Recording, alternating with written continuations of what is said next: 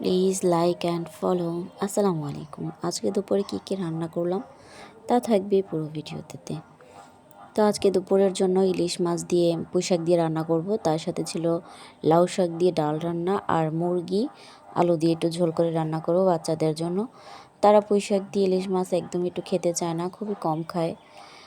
তো পুঁইশাক আর ইলিশ মাছটা আমি রান্না বসানো শেষ করে তার পাশে আলু কেটে নিয়েছি। মুরগিটা তেলে ভেজে নিয়ে এখানে কড়াইতে তেল গরম দিয়ে তারপর পেঁয়াজটা ভেজে নিলাম, কাঁচামরিচ, আদা বাটা, রসুন বাটা দিয়ে তারপর হলুদের গুঁড়ো, মরিচের গুঁড়ো, লবণ, দারচিনি, এলাচি দিয়ে মশলাটাকে ভালো করে কষানো শেষ করে মুরগি আর আলু দিয়ে আবার ভালো করে কষানো নেব।